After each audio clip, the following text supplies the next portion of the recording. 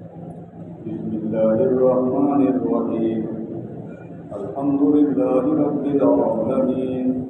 اللهم صل على سيدنا وشفيعنا ونبينا وحبيبنا مولانا محمد بارك وسلم تسليما كثيرا كثيرا. سبحانك لا علم لنا إلا ما علمتنا إنك أنت العليم الحكيم.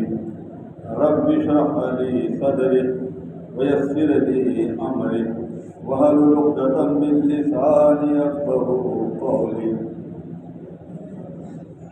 بھائی دوستو،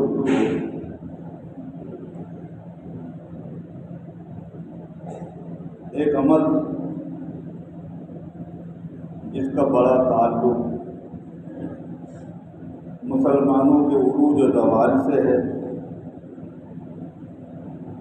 ذلت و عزت سے ہے،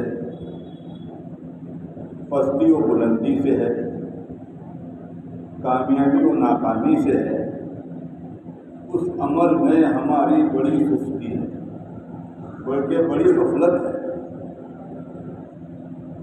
دین میں بہت بڑا عمل ہے اور اس طرف سے بڑی سستی ہے. وہ عمل کون سا ہے؟ وہ ہے نماز. دین میں نماز ایک ایسا عمل ہے، صرف نماز ایک ایسا عمل ہے جس سے آدمی مخلوق سے مکمل کٹ جاتا ہے، خالق سے مکمل جڑ جاتا ہے. یہ موقع اللہ تعالیٰ نے ہم کو دن میں 5 مرتبہ عطا فرمایا کہ تم 5 مرتبہ مخلوق سے مکمل کر سکتے ہو، خالق سے مکمل جڑ سکتے ہو.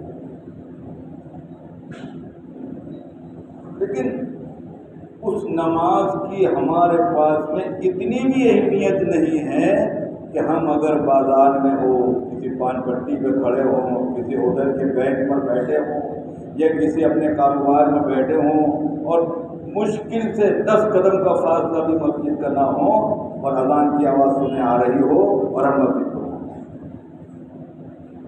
ساری دنیا میں مسلمانوں کے تباہی کے لیے بس اتنے ہی کافی ہے، اتنے ہی کافی کہ جو خالق کا نہیں ہوگا وہ دنیا میں کسی کا بھی نہیں ہو سکتا،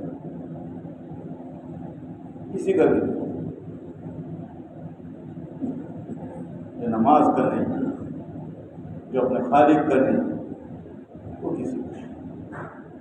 بڑی بے توجہی ہے نماز کی.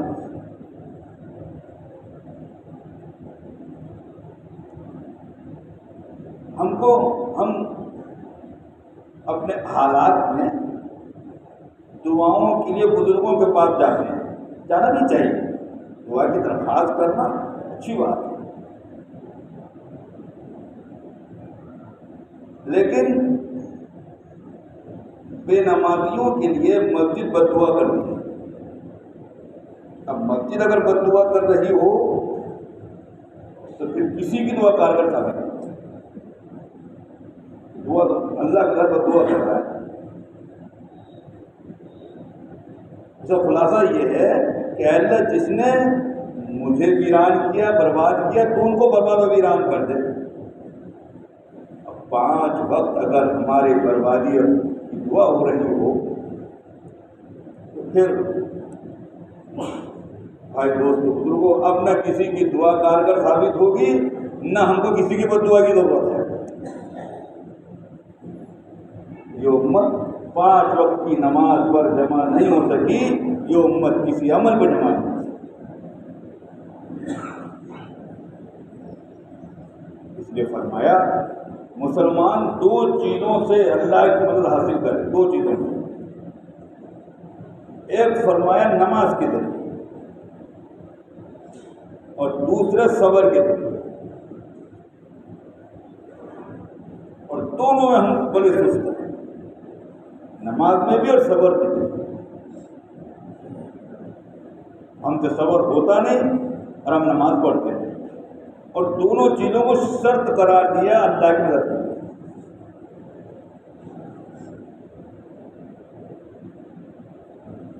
بھائی دوستوں بزرگوں، نماز کا نہ پڑھنا، اس کے اثرات ہماری ذات پہ پڑیں گے، ہمارے کاروبار پہ پڑیں گے، ہمارے گھر بار پہ پڑیں گے، ہر چیز پہ پڑیں گے۔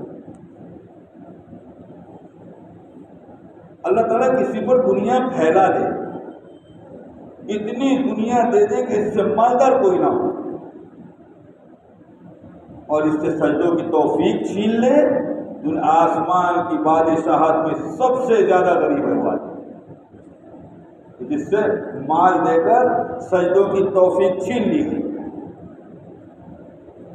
اور جس کو اللہ سجدے کی توفیق دے دے اور دنیا کی ساری نعمتوں سے محروم کر دے، آسمان کی بادشاہت میں وہ کامیاب ہے۔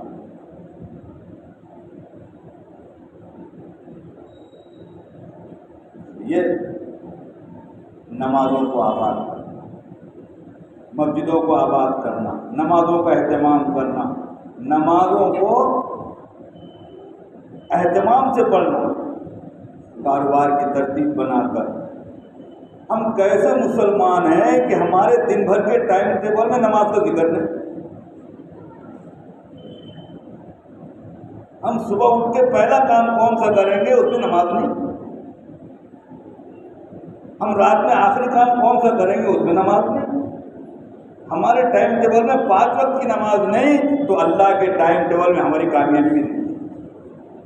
ہم نے نماز کو نکال دیا، اللہ نے کامیابی کو نکال دیا۔ کہ ہم نے تو حی علی الصلاۃ کہہ کے کامیاب کرنے کے لیے مسجد میں بلایا تھا، اور تم کامیابی کو بازاروں میں تلاش کر رہے ہو، کرتے رہو، کامیابی وہاں ہے ہی نہیں، ملے گی ہی نہیں۔ اللہ سمجھنے کی توفیق عطا فرمائے۔ اس لیے موجودہ احوال میں سب سے زیادہ ضرورت ہے اس امت کو کہ وہ مسجدوں کو آباد کرے اور اپنا تعلق اپنے مولا سے صحیح کرے۔ وہ ایسا رحیم و کریم ذات ہے کہ آپ کے سارے گناہوں کو معاف کر دے گی۔ وہ ایسی رحیم و کریم ذات ہے، جب معاف کرتی ہے تو اپنی شان سے کرتی ہے۔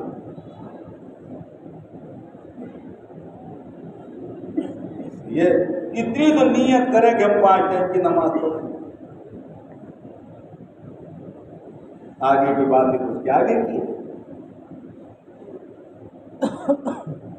دوسری بات، احوال دن پر دن تبدیل ہو رہے ہیں سارے ملک، اور مسلمانوں کے پاس سہارا کوئی ہے، وہ صرف اللہ کی ذات ہے، اس کے علاوہ کوئی سہارا۔ اس لیے امت کے ایک ہونے کی بات کی جاتی ہے کہ امت ایک ہو جائے، تو امت وہاں ایک ہوتی ہے جہاں پر اللہ کا غضب نازل ہوتا ہے، وہاں ایک ہو جاتی ہے امت۔ بھائی دیکھو، اختلاف مت کرو، امت کو ایک کرو، مسلمانوں کو ایک کرو۔ کائے پر جمع ہو گئی کہ قوالی پر جمع ہو گئی، جہاں اللہ کا غضب نازل ہونا ہو وہاں جمع ہو گئی، بلکہ امت کے خلاف بات مت کرو، اختلاف مت کرو۔ حالانکہ مسجد میں نماز پر جمع ہونا چاہیے، تو قوالی پر جمع ہو گئی، ناچ گانے پر جمع ہو گئی۔ یہ کوئی جمع ہونے کی جگہ ہے جہاں غضب نازل ہو؟ مسجد ہے جہاں جمع ہو کے اللہ کے نور کو اتروایا جا سکتا ہے، پچھلی گناہوں کو معاف کیا جا سکتا ہے۔ دوسری چیز ہے صبر۔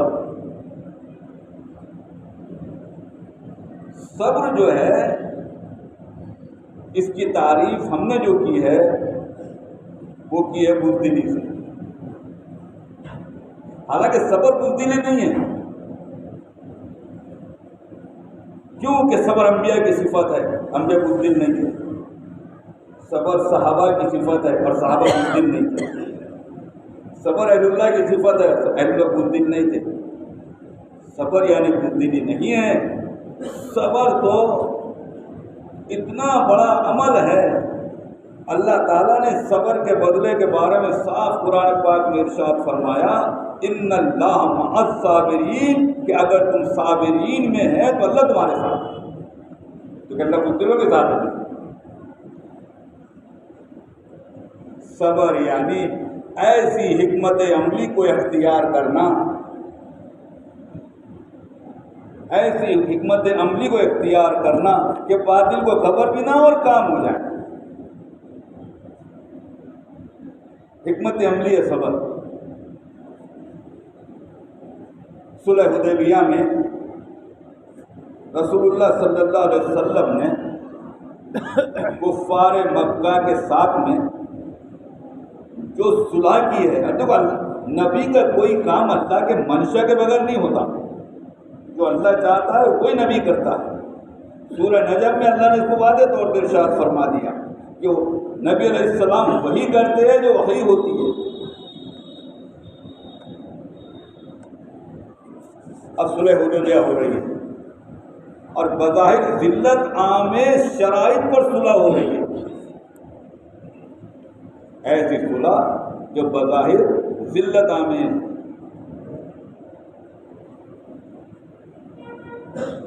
بہرحال وہ تفصیلات میں جانا نہیں، اور صحابہ کے مزاج اور مرضی کے خلاف ہو رہا ہے، ایسا نہیں ہونا چاہیے۔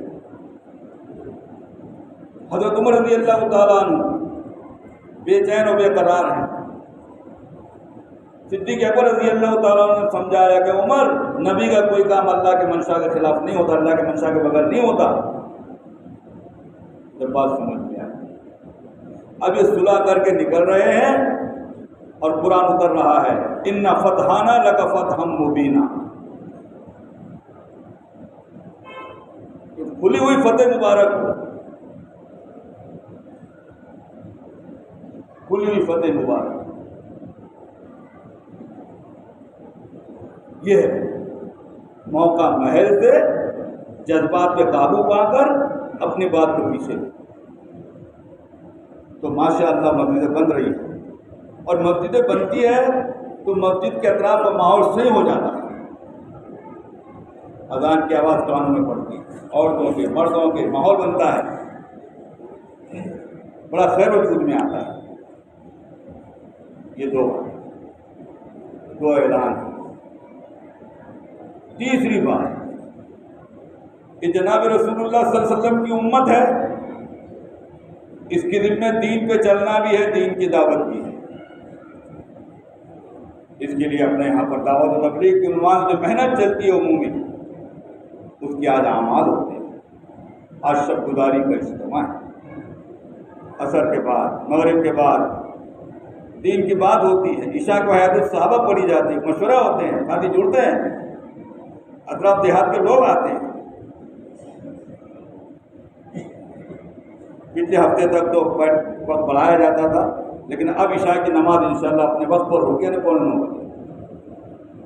اللہ تعالیٰ مجھے اور آپ کو ان تمام باتوں پر عمل کرنا